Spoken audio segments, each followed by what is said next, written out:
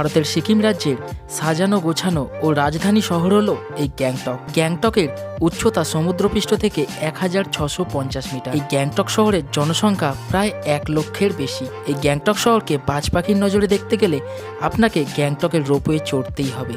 এই রোপওয়ে থেকে যে ভিউটা পাওয়া যায় সেটা অসাধারণ, অনবদ্য। এই গ্যাংটকের রোপওয়ে কিন্তু কিছুতেই মিস করা যাবে না। গ্যাংটকের এমজি মার্গ থেকে পায়ে হেঁটেই পৌঁছানো যায় এই রোপওয়েতে। আজ এই রোপওয়ের সমস্ত ডিটেলস আমি এই ভিডিওতে দেব। কত টাকা লাগছে, কিভাবে যাবেন, সমস্ত কিছু। তো চলুন বন্ধুরা, ভিডিওটা শুরু করা যাক। চান টান করে একদম রেডি সেডি হয়ে গেছি। ঘড়িতে এখন সময় 11:30, অনেকটাই দেরি হয়ে গেছে সবাই স্নান করে রেডি হতে। তো যাবো এবার, হেঁটে হেঁটেই যাবো এখান থেকে রোপওয়ে। প্রায় 10 থেকে 15 মিনিট সময় লাগবে পায়ে হেঁটে। তো চলুন রোপওয়েতে যাওয়া যাক।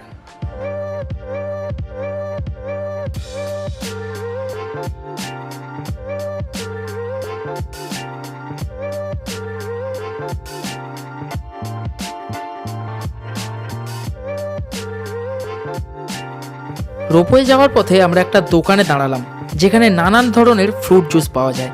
আমরা মৌসম্বির জুস অর্ডার করলাম।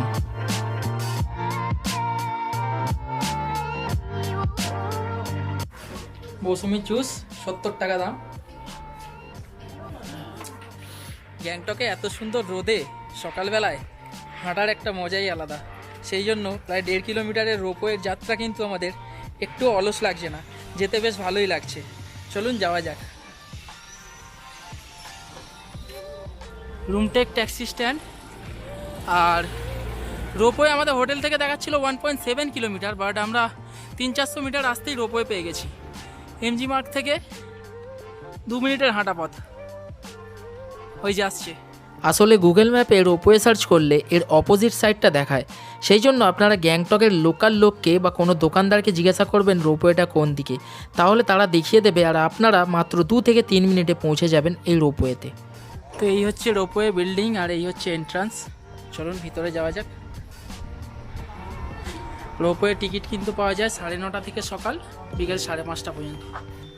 তো টিকিট কাউন্টারটা এই দিকে।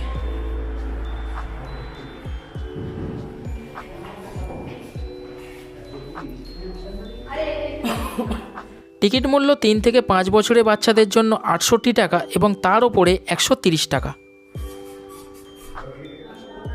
এই যে টিকিট কেটে নিলাম। এবার লিফটে করে যেতে হবে আমাদের 4th ফ্লোরে।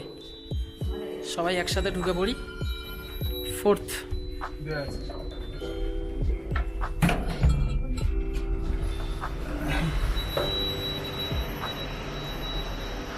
हो जाएगा 6 आदमी।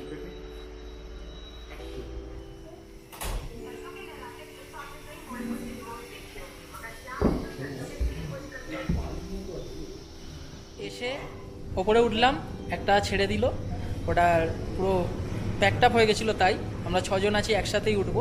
এর পরেরটাতে উঠবো, 2 মিনিট বসতে হবে, একটুখানি বসি, ব্যাস।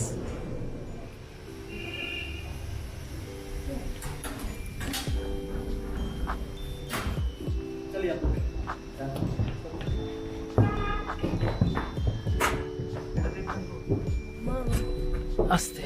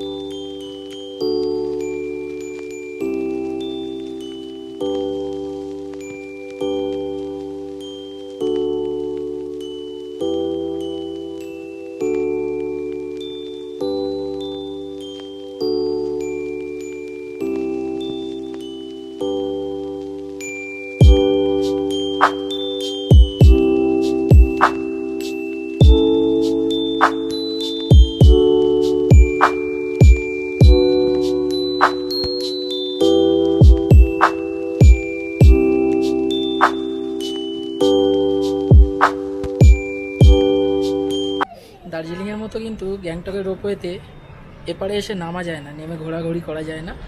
এখানে এসে ওপরেই থেকে আবার ব্যাকে চলে যেতে হবে। তো 2 মিনিট মতো হল্ট আছে, আবার ব্যাকে যাবে। চলুন।